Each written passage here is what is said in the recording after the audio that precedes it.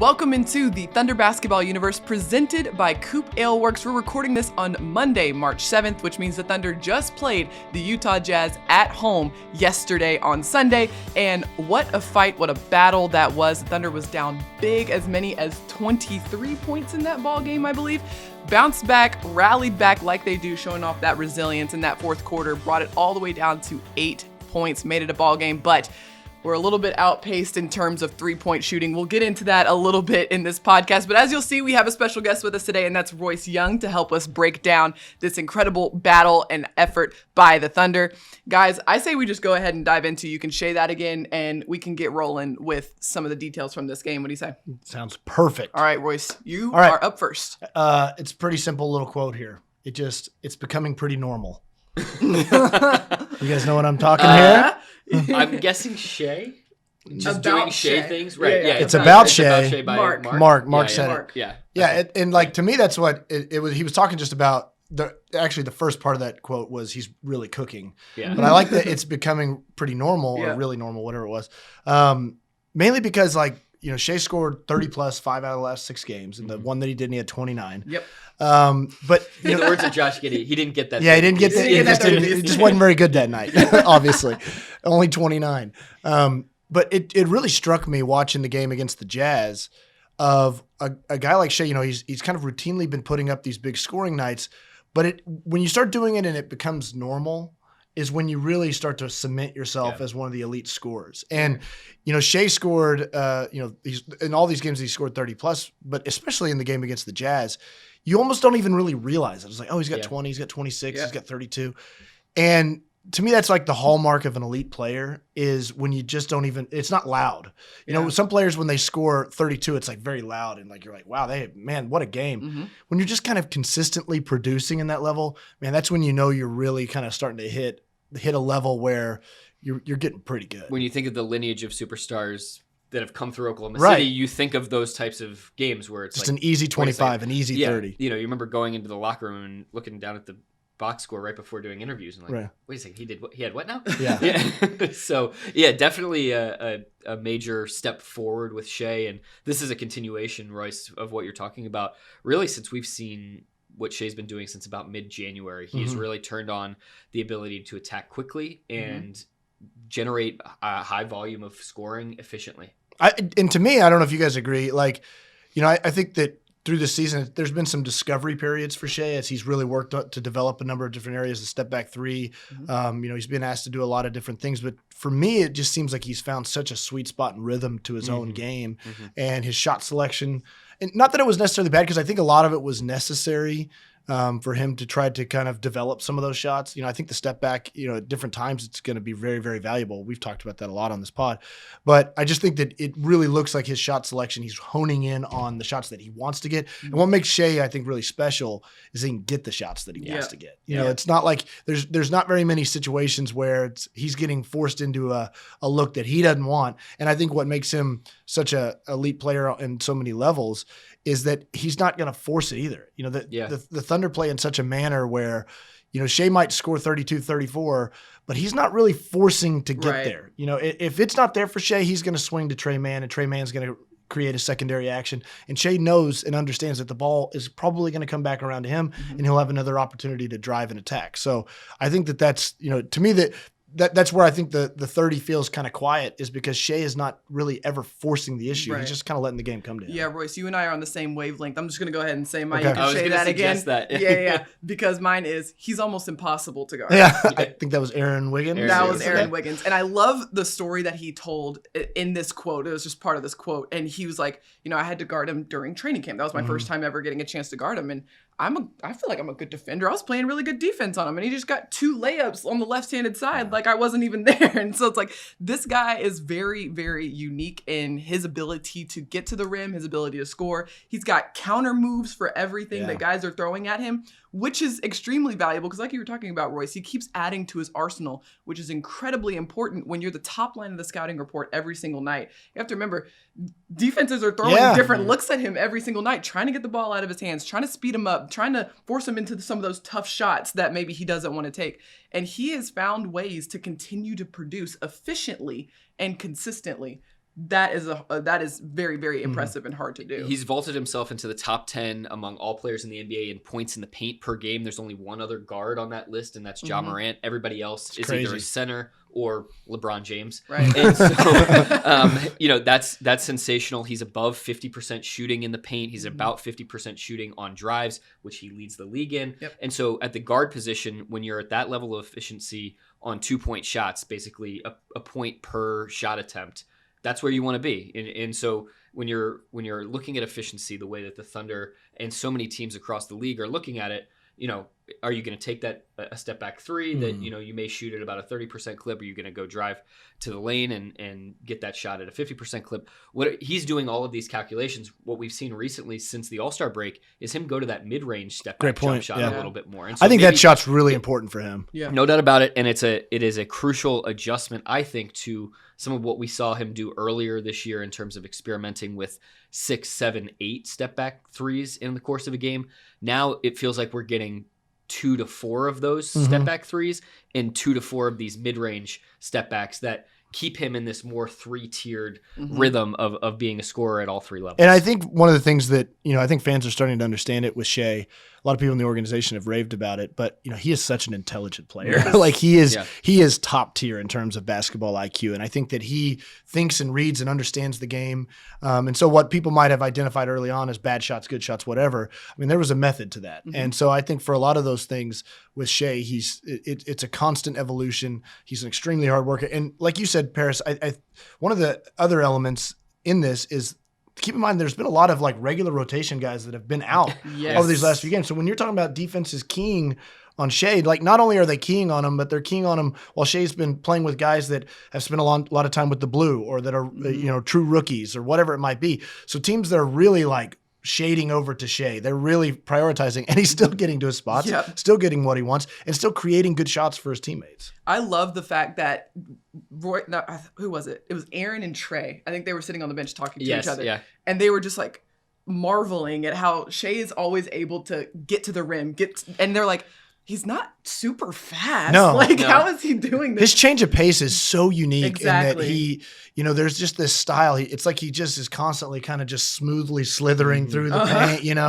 and it's not like this explosive first step where he just beats you off the dribble and has to get there. It's just, kind of a herky-jerky, just kind of getting you off balance and just finding his way in the paint. It's an really unpredictability that keeps defenses kind of a step behind almost. And just because he's not, jumping above the rim or blowing by people with that first step, that doesn't mean that he's not athletic or not quick twitch.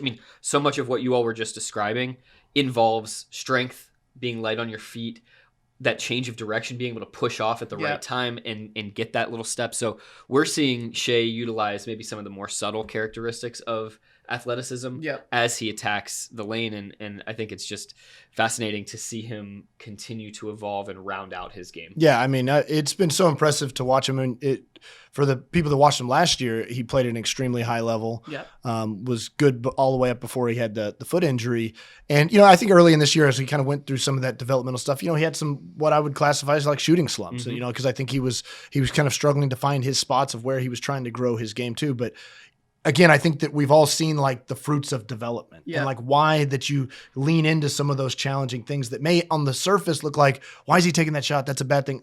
Exactly like you said, Gallo, with the step back threes kind of now, simplifying down into the mid range, and he is so good. I feel like I haven't seen Shai miss a mid range jumper in 3 weeks now. He's about 50% on the year on those shots, and I have not run the numbers on this, but I have to imagine it's upwards of 60% or higher since the All-Star break. He's really good when and he's so good at creating space. And like you said, Paris, with teams so fearful of him getting all the way to the rim, they back off just a little bit, and he's so good at just creating that space. And so it's been really cool to see Shai really kind of go through this progression. We've all known that he's a great player, but he's really starting to find, I think, a rhythm that is unlocking a lot of things for him. A couple small things just to piggyback on what you've said. The fact of the matter is the Thunder is the worst three-point shooting team by percentage so far this season. So extra impressive that Shai's been able to get to the rim as frequently as he has all season long, despite the fact that defenses are pretty much incentivized to play all 5 guys in the paint and really try to block that in. And then the other thing is, this is the life cycle and the stage of the organization to have Shai continuing to be experimenting with his game, and for us all not to overreact to shooting slumps or low percentages or him trying out different things, that we saw sometimes earlier in the year where he was really dancing with the ball out top, which was, him trying to work through, okay, how do I get to some of these shots and still be within the flow of the offense? And as this projects forward to years to come, the fact that he's going to have some of this stuff like ironed out means that there's no experimentation that needs to happen down the line. Yeah, and I think it just goes in, who he's playing with too. I know a lot was made about on the ball, off the ball, that sort of stuff. But like this is the evolution of a complete player. Yeah. And Shai has clearly proven that he is an excellent on the ball player.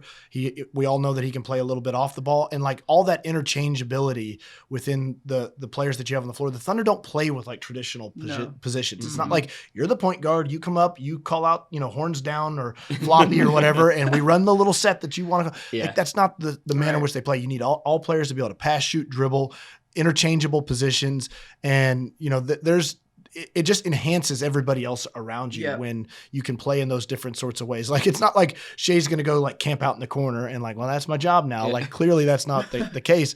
But all those elements of developing in so many different ways is just a good thing based on whoever he's playing with on the court. Yeah. And the clever thing that the Thunder has done this year is surround Shai and Josh and these guys with some players that they've brought in here and there that are kind of like NBA archetypes. And maybe they're not all-stars at those levels, but you bring in Mamadi Diakite, who is kind of like this quintessential roll man, vertical spacing, put pressure on the rim on offense, protect the rim on defense. You bring in a guy like Lindy Waters, who, like, regardless of whether he's knocking down this prolific number of three-point attempts, he knows how to find his space and his openings as a high-level three-point shooter at the G League level.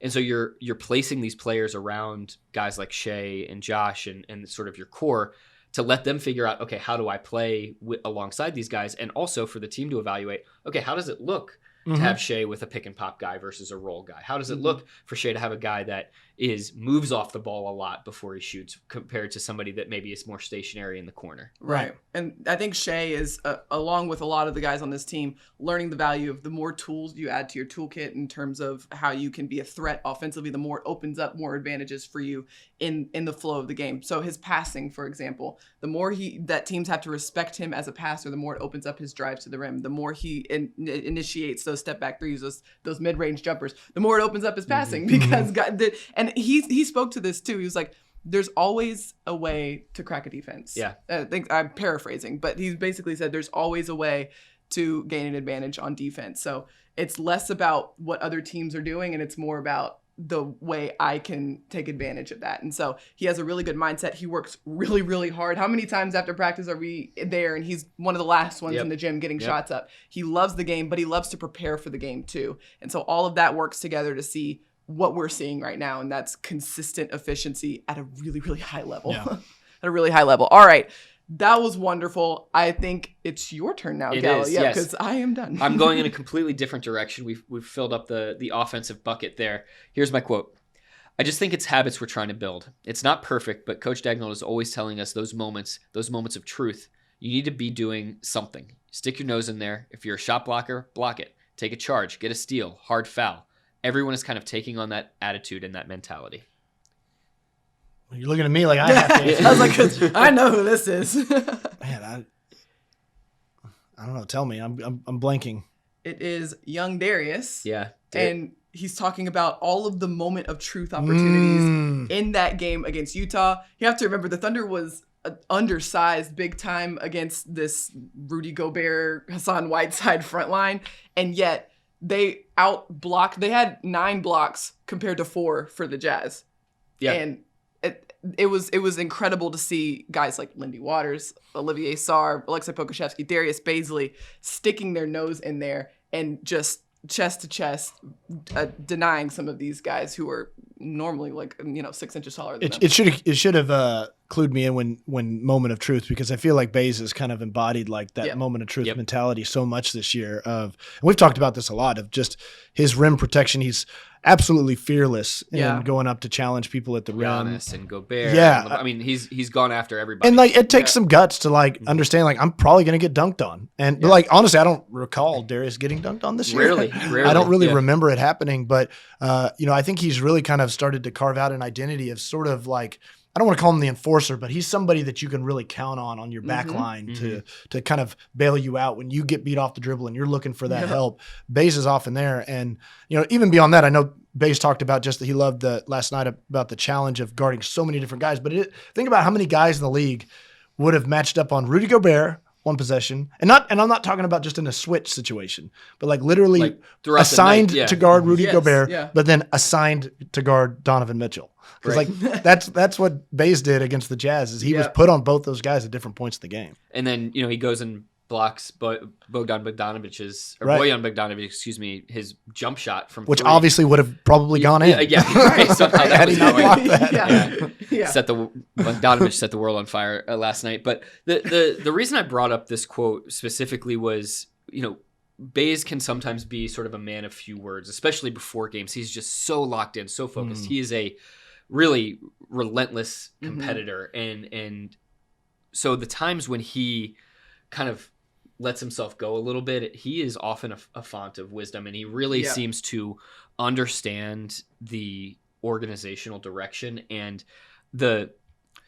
what's necessary to be building this season. And I think what he tapped into was that moment of truth attitude. That's something that has got to be sustained within the organization for the next decade, as this team tries to ascend into that arrival, not necessarily an appearance. And for a team that's going to be having playoff aspirations in the years to come, that moment of truth stuff has to be ingrained in you deeply right now, regardless of what the results are on the scoreboard. And so as he goes on later in this quote, which I didn't want to read out 6 paragraphs, but he talked about that Lindy Waters fast break block on Jordan Clarkson, and he talked about Poku sticking his nose in there and blocking Rudy Gobert, and Poku having a double-double going up against Rudy Gobert. I mean, just incredible given the fact he's giving up probably 80 pounds in that matchup. Right.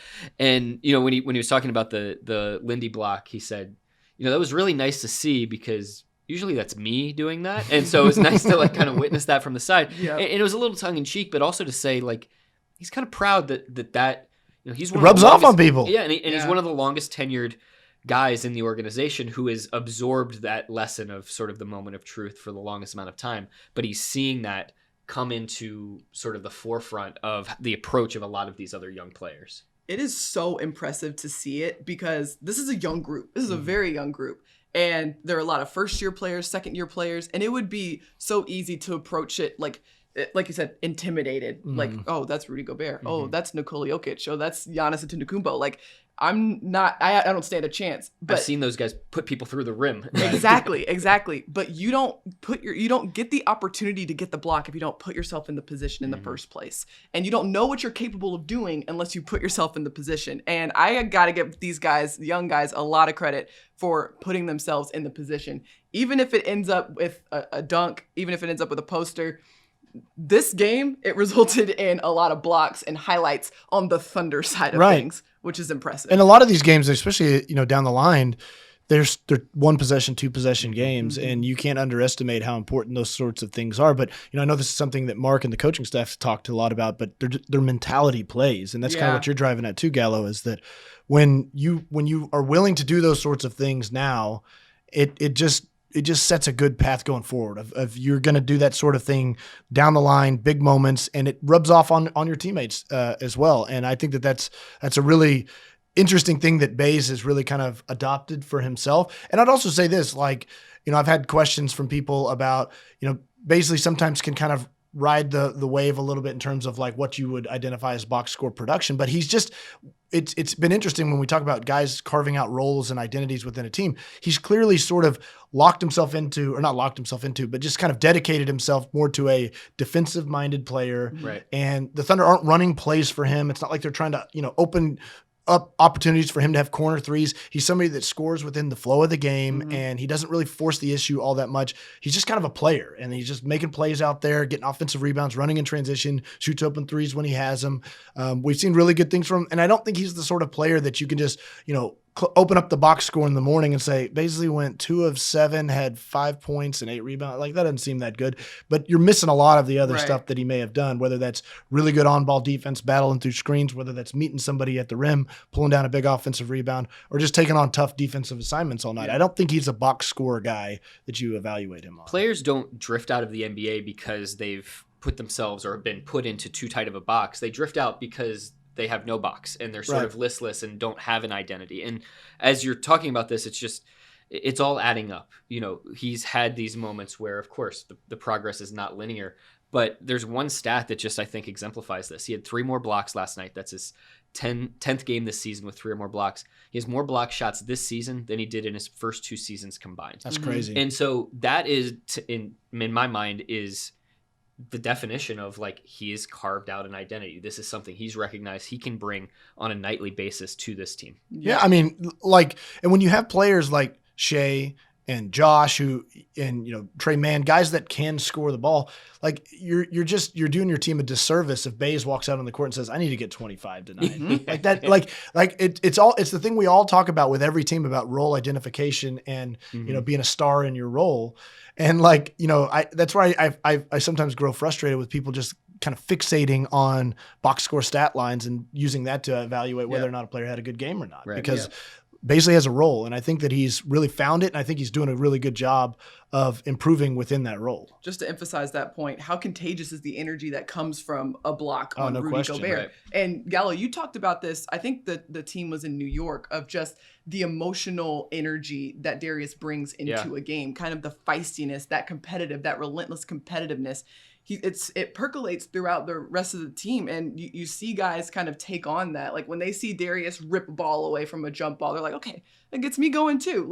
Those are the things that don't show up in the box score, but only happen if you're on the floor and you're working to make an impact. Yeah, and this team is comprised of so many great guys, but many of them are more of the quiet lead by example types. You think Shea is lead by action.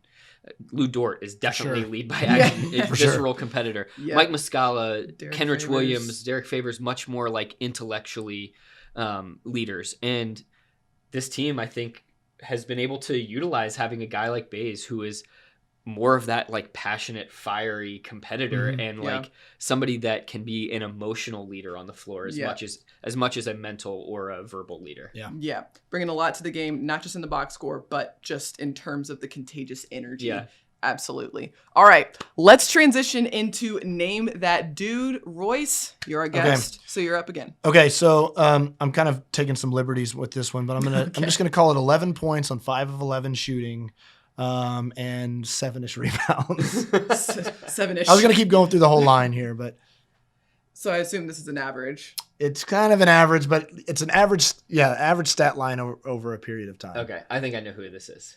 Gal's going to know because we literally talked about this last night before the game, I think. All right, let me let Paris take a crack. 11 points, 7-ish rebounds. Yeah. Oh, Poku? Yeah. Poku over...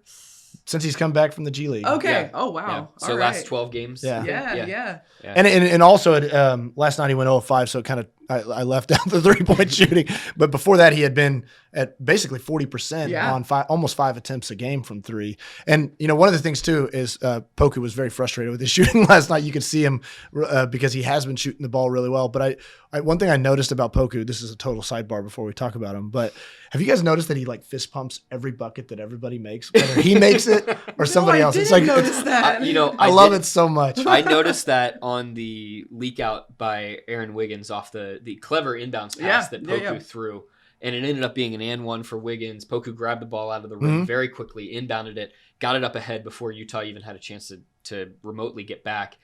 And Poku was so fired up in midcourt. Yeah. Like, Well, and if you remember too, that came right after Poku had missed a wide open three, and he was frustrated that he'd missed that. And I thought that was a really good example of just like next play. Yeah. Because I think Poku probably maybe even a year ago would have kind of sulked on that, like fixated on that he's. I think he also got scored on too. I think you might have been right. Yeah. I think you're right. And instead he just made the next play, which was a really smart play to kick it ahead to Aaron Wiggins for an easy bucket. But I love the fact that like somebody will score and Poku's always like a little. It's like not a huge fist bump, it's just like a little subtle fist bump every point. It's like there's a lot of points in this game, Poku. You don't have to fist bump every single bucket, but he does. I love his energy. But it's so encouraging to see him brimming with confidence rather than maybe in his first year. There was just more. I think he was feeling the expectations a little bit more, and why? I mean, that's natural. You're a rookie coming in. You're the youngest player in the NBA, and you're like trying to figure out how to play at this level in a pandemic season with no crowds. You get no practice, no training camp, no nothing. Summer league. Like, of course it's going to be difficult to find your footing. And so to see him, he has this natural exuberance and confidence and like a little bit of swagger to him. And to be able to see that actualized and have that positive reinforcement has been really uplifting to see, because like his cuts are faster. He's like to the basket. He's pushing quicker. the ball with pace off of rebounds. His instincts, like he's had so many up in Denver. He had a couple of these great backdoor cuts off of second chances that like were totally instinctual. There was no thinking whatsoever. Yeah. And it's just the play of a guy that's like, okay, like I can hang. Yeah. Yes. There's so many fewer times. I think earlier this year, I would notice that Poku would have so many situations where he would jump with nowhere to go with the ball. Yeah. And, and he would kind of like, he'd jump in the air and he would be looking to like, I got to pass it. I'm about to, travel here because I'm going to come back down. And that's not happening hardly at all anymore. He's much more decisive. Yeah. He had a couple plays in the game against the Jazz of just like really attacking the bucket, like the one downhill where he kind of finger rolled it in.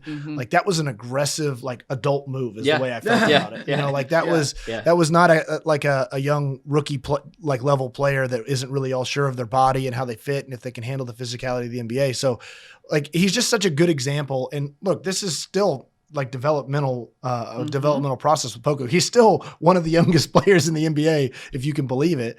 But he's just such a great example of like why you put effort into development, why you exercise some patience with young, talented players, and you don't just look at him and say, that guy shot 35%. Right. He's obviously no good. You invest in these guys because there is something there. And if they're willing to put in the work, which a lot of these guys are very, very willing to put in the work and the effort to get better and to invest in their own development, you're going to see the fruits of that. I give Poku a lot of credit for his mentality because he started over these past 3 games, and that start in Denver was kind of a last-second thing because Derek Favors was out that night. And so he stepped into the starting lineup, and not only did he step into the starting lineup, but he just went from the jump. He had like I keep forgetting the stat line, but it was like a steal, a block, 2 assists, 2 points in the first 3 minutes of action. Same thing happened in the next game at home he just got out to a really strong start. That takes some skill to be able to jump into a different role that you've been in all season long and then just be ready to go from the very outset and be productive and then continue that for the rest of the game. I give him a lot of credit for sticking with it, keeping his mind right, and then being as effective, like you're saying, making smart decisions, being in control of his body, finishing strong plays, just being all over the floor too. He's been filling up the stat sheet it seems like every single game. It's also a great reminder of like the patience that is required as the Thunder is in this chapter of its existence. Like Poku has been playing regular season games for the Thunder for 15 months. That's it. 15 months is feels like he's been on the team for like 15 years. Exactly. Right. He's still so early in this development cycle. And as fans, have become so accustomed and used to excellent high level contending basketball year after year after year, and having guys who are going to be on the NBA's, all 100-year team, like to have a guy like Poku only having been here for 15 months and to have already shown this level of progression within his game is something to be celebrated, regardless of what he ends up becoming for the long-term project of the organization. It's like, this is an example of how you can take a guy that was in the second division of the Greek league, and in less than 2 years, he is a contributing, hold up his own end of the bargain rotation player. Yeah, no question. And there's still a decade to go before he's even scratching the surface of being 30. Yeah, no question. I mean, I think that there's like this is what I think the staff has done just a super smart job of doing is, with a lot of these players is sort of like opening the doors for them a little bit to kind of self-discover where they fit, how their game fits. And because, I mean, there's no better way to teach somebody than for them to come to their own conclusion of it. Yes. And to realize, like, what I thought is not necessarily working at this level. Yeah. And so then you kind of like, you start to break down the little different levels of where you can make impacts. And I think that that's where guys like Poku have really started to find their identity, is that they can start to see where they're impacting the game and why that's like helping the team. And so it just simplifies the game to a large degree for them, but also builds a lot of their confidence when they're not walking out thinking, a good game for me is that I hit 5 threes and I score 22 points. Like a good game can be a lot of like exactly the stuff you were saying, Paris, just to steal a block, a rebound, those sorts of like smaller things. Because again, I go back to when you have really good players at the top of your roster, it allows you to really pour yourself into those smaller areas and be a really good player in those kind of role playing mindset. Before we move on, I do want to point out Poku's stat line from this game because it was a double-double night for Poku. 12 points, 11 rebounds, 4 assists, a block, a steal. Just an all-around really solid performance for Only Poku. 2 turnovers, had the ball in his hands a lot. Yeah, just he's putting up really well-rounded stat lines. Yep. Yes, and you can do that when you're 7 feet tall and you can bring the ball across the floor. All right, Nagala. Well, he made a major impact in the stat that I'm bringing up for Name That Dudes, and mine is 54 to 28. That was points in the paint last night. That was points in the paint. Yep. And now you could argue the Jazz didn't need the paint last night, given the way that they shot the 3 ball, which is fair. However, going into the game, I think we should remind everybody, Isaiah Roby was a late scratch. The Thunder had no Derek Favors, no Mike Muscala, no Jeremiah Robinson-Earl, and no Isaiah Roby. Anyone who could remotely be called a center was not playing. Right. So you had Darius Baisley, who is on some nights the small forward, some nights like last night able to shift down and play the center spot. But you had him and Poku primarily defending Rudy Gobert with Olivier Sarr coming off the bench. He's technically a center, but he's been with the team for less than 10 games. Right. So let's ease him into that role. Yeah. But the fact that this Thunder squad was able to have their best points in the paint differential all season long against a team that has immense size with Gobert and Whiteside, they're able to play the same type of style for all 48 minutes because they have 2 of the very best rim protectors and roll men. And the Thunder was not fazed by that. They once again scored 50 points in the paint, and they also limited those second chances, extra efforts, the lobs. I can only remember maybe 1 lob dunk that Gobert got, one or 2 maybe at most. So those can come in droves. Gobert leads the NBA in dunks and is up right at the top in alley-oops as well. So just a great job all around. And Poku, who we're just talking about, had a major influence on that. Yeah, and also just like just on the flip side of the Thunder scoring in the paint. I think that was a really big question mark of, again, you're not just missing the big guys, but you're missing some really small effective guards. And so, the Jazz could obviously really wall off the rim as most of they want to. And I thought it was a really big test for SGA to see, can he get to those spots still, and against a guy like Gobert and Whiteside that is going to do so much to protect the rim. And, it started slow for Shea, but then he really started to find his spots. The mid-range jumper, I think, unlocked a few things for him, but still the Thunder were able to get downhill and get all the way to the bucket, which I think was really impressive. I loved the analysis of this, just watching this, because this is why that positionless basketball for the Thunder is going to be so valuable and is so valuable, because when you have a guy like Darius Baisley starting at the 5 spot, Rudy Gobert is his matchup. He's assigned to Darius Baisley. Well, Darius isn't going to park it on the block all night offensively. So when Darius stretches out behind the 3-point line, Rudy has to come out and guard him. He has to come out and respect that and get a hand in the face. That opens up the rim and that opens up the lane for guys to cut without the ball, for Shea to get downhill and beat his man to the rim without fear of a stifle tower in the way between them and the hoop. So that element of it was really fun to watch. Also, the Thunder did a great job of getting out on the break. They had 23 fast break points in this one. when you are out on the break playing to an advantage, obviously those are high quality looks at the rim. So I think the Thunder found their advantages throughout the night and was able to really just kind of generate a lot of those high quality looks by pulling Gobert, pulling Hassan Whiteside outside of the paint, and then working with an open lane. And I'm just repeating the point again, but the only reason that's possible, Paris, is because they can hold their own on the defensive side too. You know, so like, you know, you can go small, quote unquote small, and stretch out those big guys. But, you know, they may just kind of abuse you on the offensive glass or be able to pound it down inside on you. And that wasn't the case because the Thunder's guys were able to hold their own, Darius and Poku specifically. They were able to space Gobert and Whiteside out on the offensive end and not get beat up on the block on the defense side. And just to follow up on the point you made earlier about Shea saying every defense can be cracked, going up against that huge front line that they're able to keep in one of those guys at all times. Mark pointed out that Gobert played 20 minutes out of the 24 in the second half. The Thunder still managed to shoot 60% in the paint, and Shea, who came in averaging 18 points in the paint in the stretch since he came back from injury, he got to 18 again in that game. Yep. Really, really great showing by the Thunder in the paint, playing to their advantages. All right, here's my name that dude. Okay. We've already kind of mentioned him, but I wanted to point this guy out. 6 points, 2 blocks, 2 rebounds. 6 blocks, 2 points, 2 rebounds. 2 for 2. Lindy Waters. Yep. Nice. I got to show some love to Lindy Waters here because I put him in here because he's 2 for 2 from 3, but also had 2 blocks. Yeah. And that was just mind blowing to me because here's this 2-way guy who's been with the team for 9 days. And that's an odd stat line, you know, when you think about it. And he's not, you know, overly big. He's not, you know, super sizable.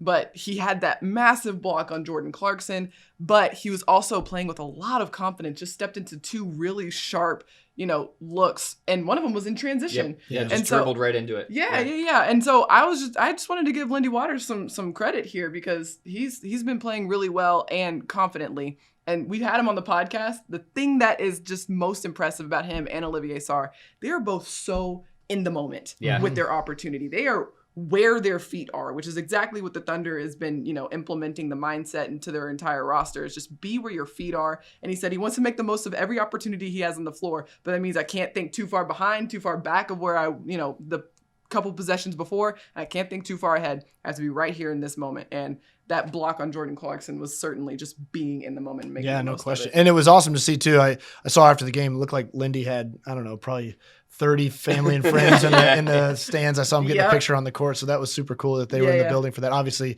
you know, he's a born and raised Okie kid, and you know, went to Oklahoma State, so you know, he's got family and friends here. He's had such a cool journey. I know Nick, you wrote a story about it, but such a cool journey to the NBA. Yeah. You know, he's somebody that just is an unlikely player in the NBA, flat out. Like it's amazing that he's here, but it's all been based on the fact that he is an extremely coachable player, wants to do what he's asked to do, and he's performed at an extremely high level. You know, you don't just walk out on the court and hit almost 50% from 3 on like 5 or 6 attempts a game by accident. So he has really improved himself. That's not the player he was in Stillwater at Oklahoma State. He was not like this known marksman 3-point shooting guy. Like he is, basically remade himself into that. He's always had a good stroke, but he has really, really developed on that end. And one thing that sticks out to me too, I remember the first game here, I think his first appearance was on the road, if I remember right. Yes, yeah. But his first game here in OKC, when he made his debut at home, he really looked overmatched defensively. Yes, like he was really having a hard time, like especially in help rotations, and he was getting beat off the dribble some. But I noticed it last night. Man, he's already come a good way on the defensive side. He was guarding Clarkson for a lot of the game, and he was there with him step for step. He wasn't really getting beat off the dribble. Clarkson didn't go crazy. Early in the game, he had a great, he cut off a drive at Clarkson and got a good contest. I think Clarkson either airballed it or hit just barely front rim. So, he's that's Lindy Waters can shoot. I think he's proving the fact that he is a NBA caliber shooter. It's going to be those other areas that can he stick on the floor? Can he grab tough rebounds? Can he, I don't know that we're going to expect him to block shots at the rim all the time, but, can he guard his man? If he can do those sorts of things, he's the kind of guy that can stick around in the NBA, because when you have a repeatable skill like a high level 3-point shot, that's a coveted thing for teams. It's, can you do those other things? Right. You mentioned the feature article that I wrote on him. It's called Honoring the Native Tradition. I had the chance to go down to his childhood home in Norman and just check out sort of all of the family heirlooms that exist inside the Waters family's home. He is, I believe, I'll have to be somebody please correct me if this is incorrect, but I believe he's the only Native American player in the NBA. And so to, have these roots with his Cherokee and Kiowa ancestry, to have grown up in Norman, went to Norman North, played alongside Trae Young, goes to Stillwater, plays for the Enid Outlaws in the basketball league, awesome. And then comes to the NBA. Definitely, check out that feature. But Royce, I also want to get your take on it, being a lifelong Okie as well. When Lindy Waters was born, the NBA did not exist in Oklahoma City. Amazing. And so what does it mean to you? What do you think about this full circle possibility, even that a guy who was born here could live out potentially his entire professional basketball career in the state? That's wild. And I'm sure for a guy like Lindy, I'm sure he's always dreamed of playing in the NBA, but he's come to Thunder games as a kid and probably didn't, he might have fantasized about it, but for it to become a reality, I can't imagine how cool that has to be for him. But for a lot of young kids, growing up in Oklahoma, it's amazing to think about that you can grow up going to an NBA game and then think about maybe one day I could play it, because that certainly was not my childhood here in Oklahoma. You grow up and you dream about doing something else. I'm sure that it has to be just so inspirational for a lot of kids to think about. And there's also kind of been this thing with a lot of Thunder, just whether it's been through total coincidence or maybe it's been intentional, but there's been a lot of local connection guys, whether they've played at Oklahoma or Oklahoma State or even Tulsa, whether they grew up in the area, that have been able to kind of find their way to the Thunder and be part of the team. And I think that just kind of brings an element. I mean, you can feel it in the building every time Lindy checks in. Every time. Yeah. There's let's go, Lindy. There's certainly a little energy that pops, because it's not just the Oklahoma State thing, because there's a good portion of the crowd that doesn't root for Oklahoma State at these games. Fair. But there is certainly a homegrown guy type of feeling and a pride that you feel in the fact that this kid grew up playing in playgrounds in Oklahoma, right? Going to Norman North, and there's something special about that. And so, I mean, I don't want to say that I have a favorite player on the team, but I'm certainly rooting for Lindy Waters. That's for sure. I think a lot of folks are rooting for Lindy Waters. And to your point, I think it's also we saw this guy before he got to the NBA. So it's kind of everybody was along the journey of discovering Lindy Waters in a way. That could be kind of cool for a fan to see somebody at OSU and then maybe see him play in the basketball league, and now he's with the Thunder on the big stage. I don't know. He wasn't a guy at Oklahoma State that you would have pegged to say that's an NBA player, right? Either, And so I think that there's kind of an inspirational element of this is kind of the grind of a professional career that a lot of players go through. And, you may not be the 5-star McDonald's All-American, right, but you can still get to the NBA. And I think I think there's an inspirational element to Lindy Waters' story. So if you want to tell everybody that you saw the Lindy Waters III band before everybody else did and knew that it was cool, come down to Paycom Center and you can. I did watch him play a couple high school games. I can say that I wasn't going to watch Lindy Waters play, I will admit, but I did see Lindy. But you saw him. I did see Lindy play. He was good. He was very, league. very good in high school. There's no doubt about it. All right. We're going to take a short break right here, and we'll be right back right after this.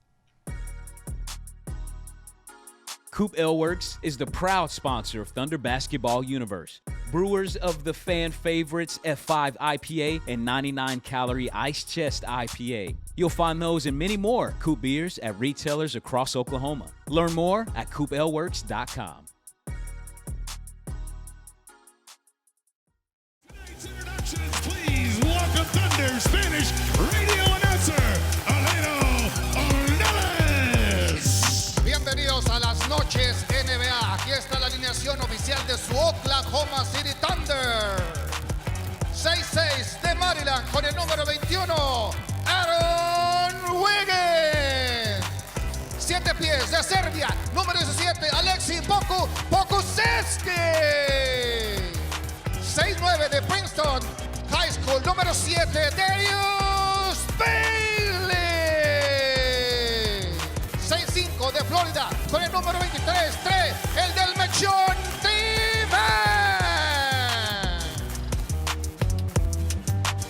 y de 6'6", el amor principal de Kentucky, con el número 2, Shea Gilgos Maravilla Alexander.